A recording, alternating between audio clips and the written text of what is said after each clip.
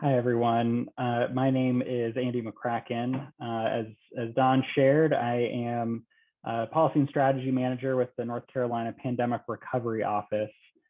Next slide. North Carolina Pandemic Recovery Office, for those who aren't familiar with us, I would not blame you because we are kind of the new kid on the block when it comes to state agencies. We were started back in May of 2020 through state legislation to coordinate and oversee the federal COVID response funding that came into North Carolina.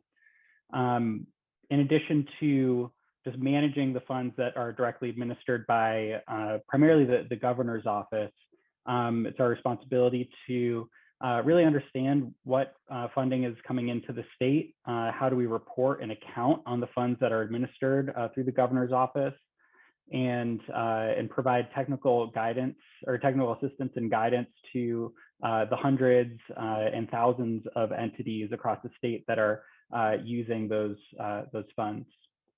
Next slide. So today, as we're discussing the American Rescue Plan Act funding that has made its way to Durham to support our students and families, we wanted to provide a little bit of an overview and contextualize what that funding is. So there has been, over the course of the last 2 years, more than $100 billion that's come into North Carolina in response to the COVID-19 pandemic. That includes grants to governments, including the state government, local governments, to our schools, to our healthcare providers, and really all across the board.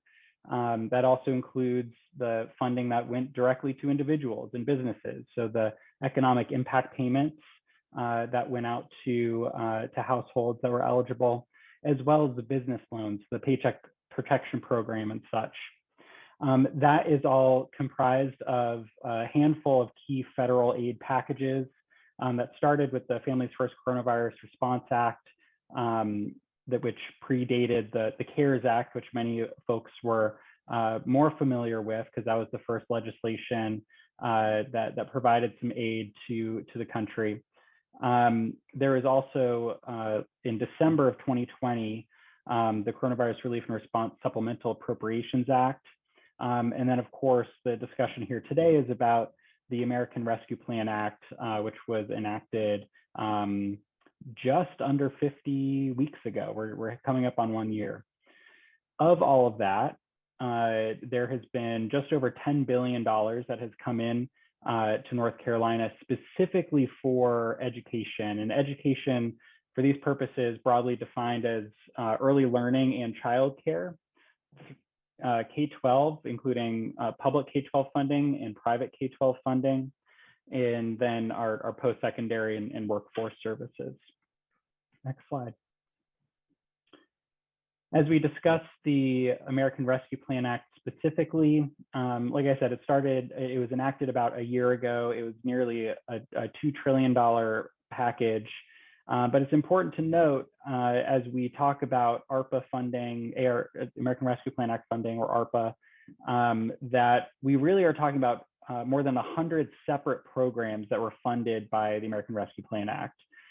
So the bulk of the conversation today is on a handful of programs that were funded specifically for education. But there are a whole host of things that were supported through that legislation that we won't get into, but important to sort of note that the context. This chart that you see here helps break down the big buckets of how that funding actually breaks down.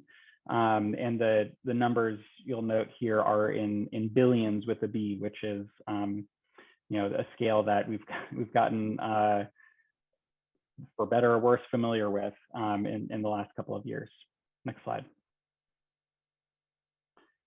As we zoom in on our education needs in the state, there are a bunch of different programs that were funded through federal dollars to support a wide range of needs for our youngest North Carolinians through folks who are pursuing post-secondary education. With our early learning, there have been primarily aid to our State Department of Health and Human Services, which manages most of our early learning and childcare funding at a state level, about $1.8 billion in total. For K-12 education, the bulk of the funding has been in our ESSER program, the Elementary and Secondary Schools Emergency Relief Funding. That's come in 3 different batches. So you'll often hear ESSER 1, ESSER 2, ESSER 3. That corresponds with the 3 kind of major packages with the CARES Act, the CRSA or CRISA, which is the Coronavirus Relief and Response Supplemental Appropriations Act that I mentioned earlier. And then ESSER 2 or ESSER 3 rather comes from the American Rescue Plan Act. And in total, that gets us close to $6 billion just with the ESSER funding. And then it's important to note there's also about 160, close to 170 million that came into the state specifically to support our non-public education programs. And that's a federal program which is partially administered through the governor's office and run by the Department of Public Instruction. And then for post-secondary education, I'll just say right off the bat, the 2.3 billion is probably a low figure for what the totals are. There's a large constellation of programs that are that fall under that higher education emergency relief fund bucket. And all that funding goes directly to our colleges and universities, many of which have programs that partner directly with our K-12 public schools. And then finally, there's a lot of funds that came in for general government purposes. With the CARES Act, there were the coronavirus relief funds that were allocated by the General Assembly and signed off on through the budget process by Governor Cooper. Currently, there are the state fiscal recovery funds, which were included in the most recent state budget that was enacted at the end of 2020. There's also there's over $3 billion that went directly to our local government, and that includes every unit of local government, our counties and our cities. So the County of Durham and the City of Durham both received allocations from local fiscal recovery funds from the American Rescue Plan Act. And then finally, to note for educational purposes, Governor Cooper received funding from the Governor's Emergency Education Relief Fund, which is a federal program that provides governors some flexible aid to address statewide needs related to our early learning through post-secondary education systems. It's a relatively small pot of money when it's all said and done, but it's something that is available to the governor to try to really make a deep impact where possible. And with that, we'll move to the next slide, and my colleague Adam Shull, who leads our education grants and programs, will provide a zoom in a little bit on where we are in Durham.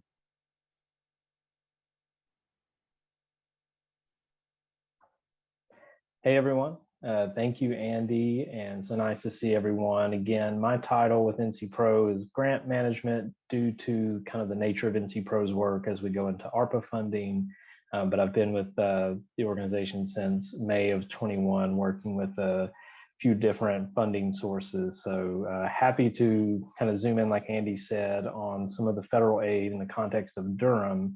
And we lay that out here kind of in 3 broad categories. You think the K through 12 funding that is available from, how many pots here, 5, those all going toward education initiatives and aimed at COVID relief, but with some different contours and requirements and, just the different requirements of different buckets of federal money. But yes, a little over 200 million to K through 12 districts, broken out for post-secondary funds, which is the higher education, that HERF designation there, the higher education emergency relief funds, as well as CRF and GEAR, hitting about 145 million. And then specific to Durham, I mentioned my work earlier in 2021 did focus a lot on the local fiscal recovery funds. It gets to be alphabet soup with anything government, but especially federal money coming down as COVID relief. So American Rescue Plan Act is that ARPA, so many different streams of funding coming down from ARPA. Local fiscal recovery funds is one of them. And that went straight to Durham from Treasury. Did not flow through the state. State really has no role in the decisions made with the funds, but we did get involved with dispersing funds to the smaller local governments, which Durham does not qualify as. But 114 million coming through as local fiscal recovery funds. And if anyone has done any research on the fiscal recovery funds, those uses, eligible uses for those funds being different than like a GEAR or CRF or HERF or ESSER or all those acronyms on the screen here, they are mostly in a government context with eligible uses applicable to serving those disproportionately impacted by the pandemic in ways that federal funds maybe don't normally allow or don't normally create the opportunity for. So exciting stuff. And we see here too that LFRF, the local fiscal recovery funds, did go to county and city, similar to across the state, where every county and city, including the smallest local governments, what was termed by Treasury as non-entitlement units, receiving these funds as well. So a lot of support and a lot of different streams, as you see on the screen here. So much opportunity that so many in government and communities are excited to see how it all plays out and supports the different community efforts.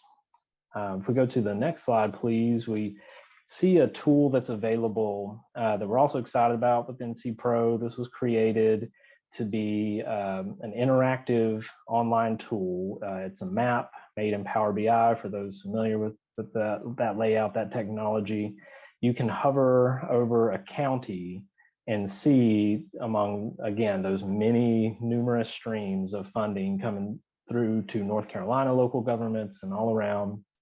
We break it out, as you see, in these different areas: business aid, multiple programs that go toward that, the CRF, which did support local governments, and we have ARPA funding rolling into that. And the advantage of having a live interactive map, we can continue to update this, and we still are. So as ARPA funding and all of its streams kind of come through, we're in the process of updating it.